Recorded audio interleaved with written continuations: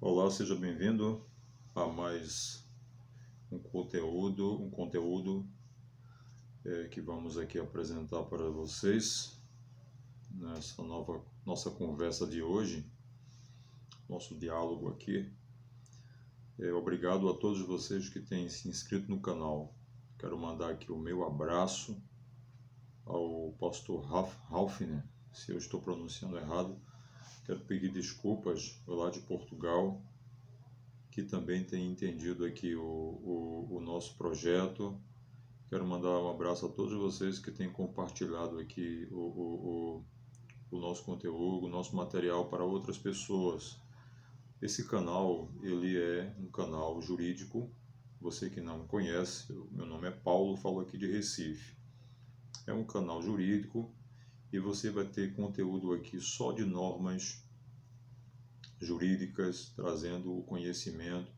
É um canal democrático, você também pode colocar o seu comentário, né, trazer sugestões, perguntas. Estamos aqui aptos, digo, à disposição para partilhar conhecimento, tá bom? Muito obrigado a todos a todos que têm contribuído para que esse trabalho possa ser realizado, tá bem? Olha só, hoje eu quero trazer aqui para vocês o seguinte. Um conteúdo talvez não seja de agrado de muita gente, né? Eu espero que alguns pastores que irão acompanhar e ver esse material não impeça que eu entre nas suas igrejas, né? Porque é um assunto que geralmente causa certas discordâncias por parte de muitos questionamentos, mas o canal, ele é um canal aberto, é um canal imparcial, que não visa atingir a honra e a imagem das pessoas, né? É um canal jurídico, como eu disse. Eu analiso fatos e, dentro do meu conhecimento, tento aplicar normas jurídicas a esses fatos. E às vezes, quando não analiso fatos, eu trago conhecimentos da própria legislação, da doutrina, jurisprudência, enfim. Mas é um canal que traz conteúdo jurídico para você, tá bom? Muito obrigado. Hoje eu quero falar sobre o abuso da personalidade jurídica. É um instituto que está no nosso Código Civil brasileiro, né? É um instituto presente nas normas do direito civil brasileiro, exatamente no seu artigo 50, né? 50 é o que se conhece também por abuso de direito, tá? Muito bem. Então, o artigo 50 aqui do nosso Código Civil brasileiro, diz o seguinte: em caso de abuso da personalidade jurídica, caracterizado pelo desvio de finalidade ou pela confusão patrimonial. Eu quero parar aqui, tá bom?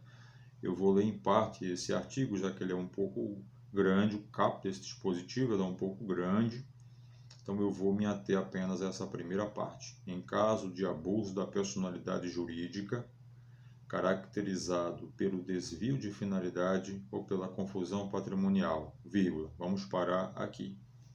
Bom, eu gostaria de aplicar esse nosso diálogo de hoje, abuso da personalidade jurídica, às instituições religiosas, às igrejas, né?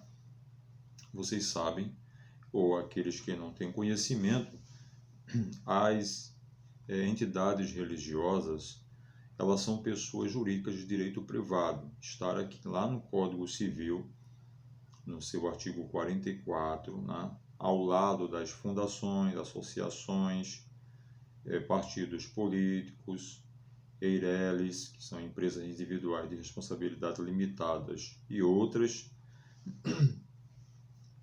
ela é considerada como uma pessoa jurídica de direito privado. Todas as instituições religiosas, as igrejas evangélicas, de um modo geral, dotada de personalidade jurídica. Antes de sua colocação ali no artigo 44 do Código Civil como pessoa jurídica de direito privado, as instituições religiosas eram consideradas como associações, né? Mas aí veio a disposição da lei e o enquadrou como pessoa jurídica de direito privado. Essa é a norma, a natureza jurídica das instituições religiosas hoje aqui no nosso país. Então, as instituições religiosas, elas não têm fins lucrativos, não visam lucro, né? Todos os seus rendimentos e bens não se direcionam aos seus sócios, aos seus administradores. Os seus bens, seus recursos devem ser direcionados ao seu funcionamento, ao seu bem-estar, o bem-estar dos seus componentes, né? Dos seus membros. Todo instrumento deve ser investido na pessoa jurídica. Então não pode haver enriquecimento ilícito, desvios de bens, porque assim pode ocorrer o que nós vamos analisar aqui agora. Então, quando há o desvio de seus objetivos, quando está desnaturado o objetivo da pessoa jurídica, no caso das igrejas evangélicas, da instituição evangélica, ocorre o que se chama de abuso da personalidade jurídica, ou ocorre o chamado abuso de direito.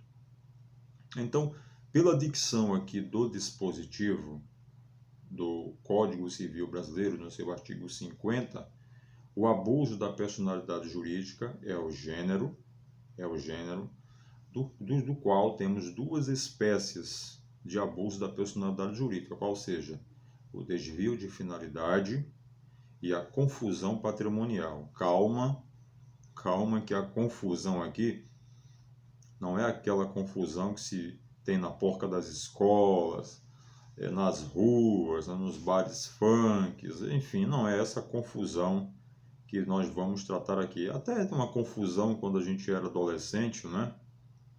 Era adolescente, aí estava lá na escola, brigava por conta da namorada, ou alguma desavença com os colegas de classe, que nunca brigou na escola, né?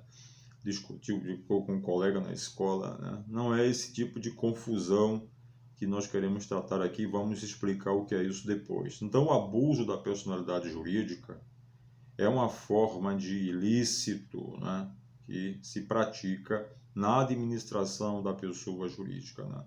É um ilícito praticado. Daqui a pouco vamos voltar aqui para o artigo 50. Eu quero ler aqui com você, rapidinho, né, a disposição do próprio Código Civil, no seu artigo 186 do Código Civil. Ele vai trazer para nós o que é um ato ilícito. O que é um ato ilícito, né? Artigo 86 diz o seguinte: aquele que, por ação ou omissão voluntária, negligência ou imprudência, violar direito e causar dano a outrem, ainda que exclusivamente moral, comete ato ilícito. O artigo 87 diz: também comete ato ilícito o titular de um direito que, ao exercê-lo, excede manifestamente os limites impostos pelo seu fim econômico ou social, e ainda mais, pela boa-fé ou pelos bons costumes. Esta é a definição de ato ilícito. Então, quando há essa prática de ato ilícito, né, na administração da pessoa jurídica, no caso, a própria instituição religiosa, como eu disse, né, que é uma pessoa jurídica de direito privado, quando ocorre esse abuso, né, essa falta de limite de administração de forma ilegal, ocorre o que o próprio legislador chamou de abuso da personalidade jurídica, que está aqui no nosso artigo 50. Então, abuso da personalidade jurídica é o gênero do qual são espécies, desvio de finalidade e pela confusão patrimonial. O que seria o desvio de finalidade? O desvio de finalidade é o que nós falamos há pouco, é a utilização da pessoa jurídica para a prática de meios fraudulentos, de meios ilegais, que não está condizente com o funcionamento da pessoa jurídica. Né? Nós vemos acompanhando aí na mídia, nas redes sociais, nas emissoras de TV, várias denúncias em relação às igrejas, né? Pastores que foram denunciados por desvio de bens. Igrejas, infelizmente, não é o nosso prazer comentar isso aqui, mas faz parte do conteúdo do nosso material. Mas, infelizmente, nós estamos vendo igrejas que são investigadas pelo desvio das verbas dos membros, pastores que utilizaram as igrejas para enriquecerem ilicitamente. Esse é o desvio de finalidade que o administrador, ao administrar a instituição religiosa, como qualquer outra pessoa jurídica, pratica no ato da sua administração. Para ilustrar essa questão do desvio de finalidade, eu quero trazer aqui para você o seguinte, uma coisa bem interessante que aconteceu no ano de 2009. Nós conseguimos aqui essa matéria para ilustrar bem essa questão do desvio de finalidade. O Ministério Público de São Paulo, resolveu iniciar uma investigação, e aí você sabe que o STF já se manifestou que o Ministério Público pode sim efetivar uma investigação. Isto não viola o princípio acusatório, né? Porque nós temos dois princípios estudados no processo penal. Nós temos o princípio acusatório e temos o inquisitivo, né? No Brasil, o nosso sistema é sistema acusatório, não sistema inquisitivo, ok? Então, muito bem. No sistema acusatório, né, um investiga, outro denuncia e o outro julga. São formas diferentes. Na verdade, o Ministério Público, ao fazer investigação, o Supremo Tribunal Federal já entendeu que não viola o princípio acusatório. Então, o Ministério Público de São Paulo, iniciou uma investigação para mapear, logicamente, depois de ter recebido algumas denúncias, o Ministério Público de São Paulo, após denúncias formalizadas, iniciou uma investigação para mapear os valores que estavam entrando no caixa da Igreja Universal do Reino de Deus até a sua destinação final, ou seja, resolveu acompanhar, né, esses valores. Por quê? Porque haviam denúncias de desvio das verbas dos fiéis, que as verbas dos fiéis estavam sendo desviadas para a compra de bens, né, aquisição de imóveis, criação de empresas de fachadas, contrato altíssimo, daqui a pouco vocês irão ver, com escritórios de advocacia, tudo com a intenção de fazer desvio das verbas da instituição religiosa. Eu vou ler aqui rapidamente a matéria para os senhores. Os promotores conseguiram mapear o caminho do dinheiro proveniente das doações realizadas pelos fiéis até a sua destinação final, que incluiria compra de 2 emissoras de TV, um prédio e um jatinho modelo Cessna, entre os anos de 2001 e 2008, né? E que a Universal teria arrecadado em média 8 bilhões de reais na comercialização da fé alheia. Esse é o entendimento do Ministério Público de São Paulo. Preste bem atenção. Segundo a denúncia, o primeiro momento do golpe da igreja consistiria em instruir os pastores das mais diversas localidades, né, a arrecadar o maior número de doações possíveis. Cada pastor deveria cumprir suas metas de arrecadação mensais, que seriam proporcionais à localidade e o tamanho das igrejas. Deu para entender até agora, não é?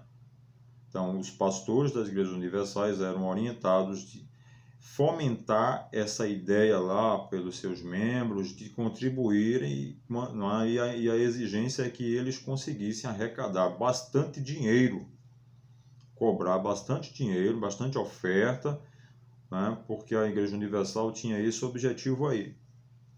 Foram as denúncias apuradas pelo Ministério Público, tá? As ofertas seriam aceitas das mais diversas formas: dinheiro, cheque, cartão de crédito, imóveis, sob a justificativa de realização de obras de caridade e manutenção dos templos. Olha só, segundo o Ministério Público, qual eram as justificativas dadas pela Igreja Universal, né? Justificativa: realização de obra de caridade, olha só, e manutenção dos templos.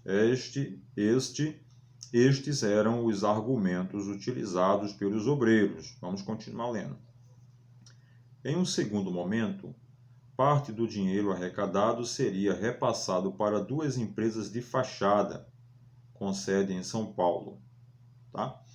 Logo em seguida, as empresas fictícias mandariam o dinheiro para outras 2 empresas situadas em paraísos fiscais no exterior, controladas por pessoas vinculadas à Igreja Universal do Reino de Deus.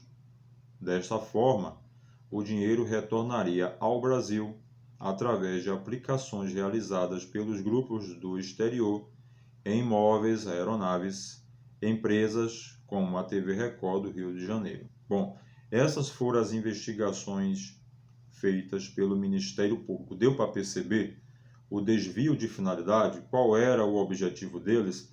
Eles não estavam arrecadando os valores para investir nas igrejas, embora este era o argumento utilizado pelos pastores, mas o Ministério Público, em investigação,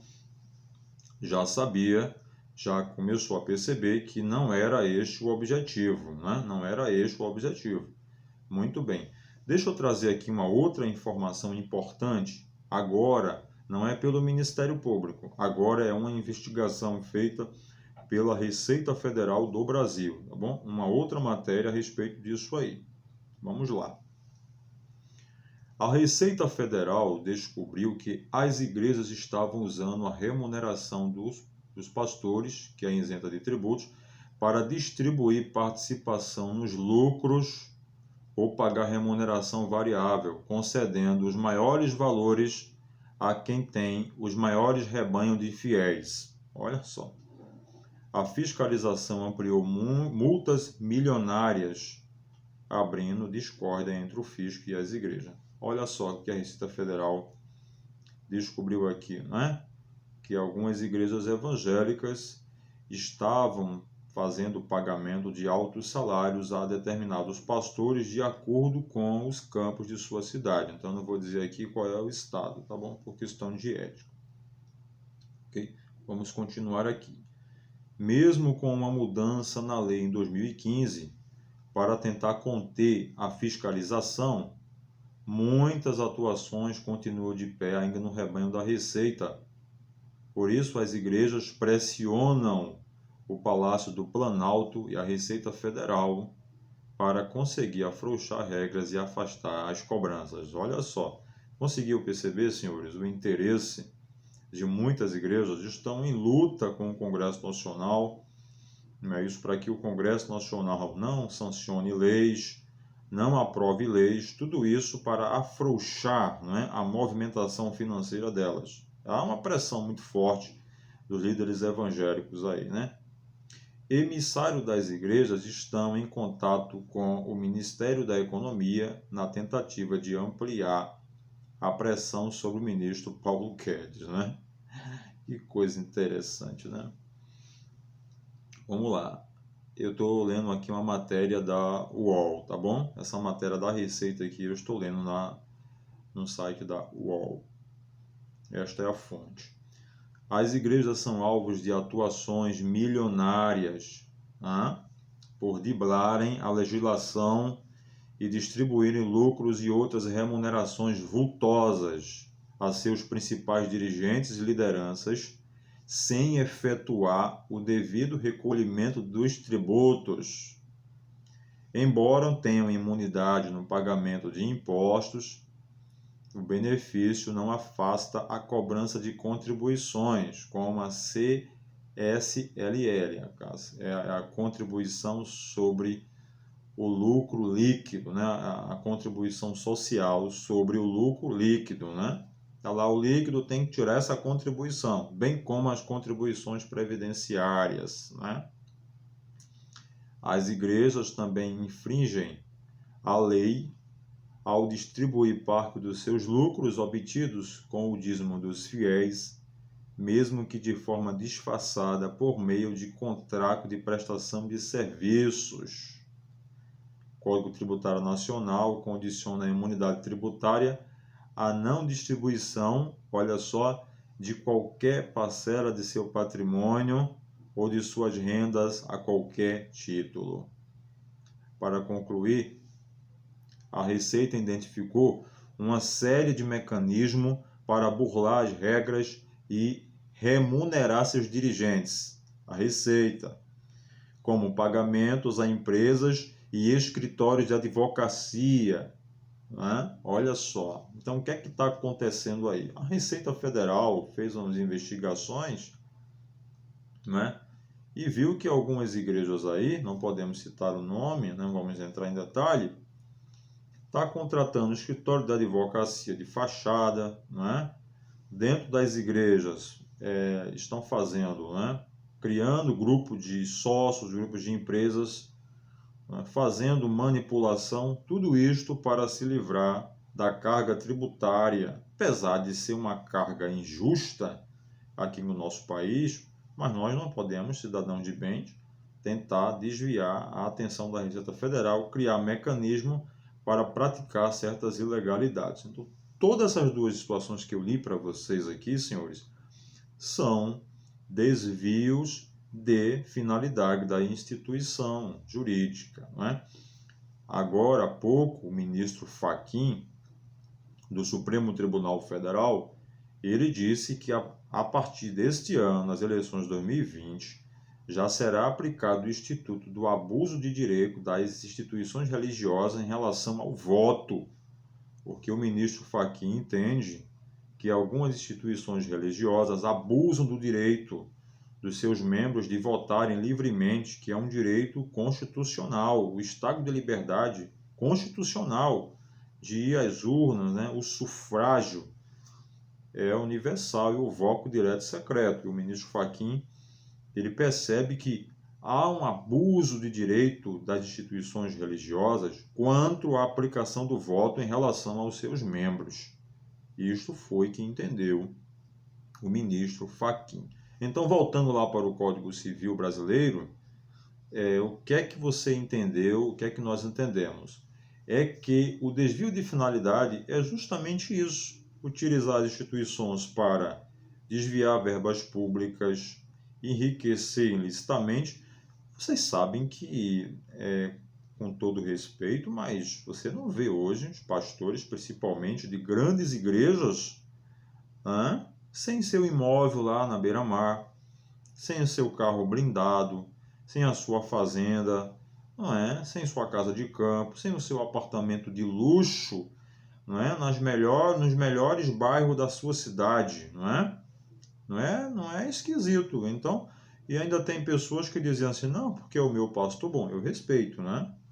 Eu respeito muito a opinião das pessoas em relação a isso. Mas tem pessoas que dizem, não, mas é o nosso pastor, é o nosso líder, tem que andar bem, tem que... E você aí, trabalhando, acordando 5 horas da manhã, pagando seus impostos direitinho, né?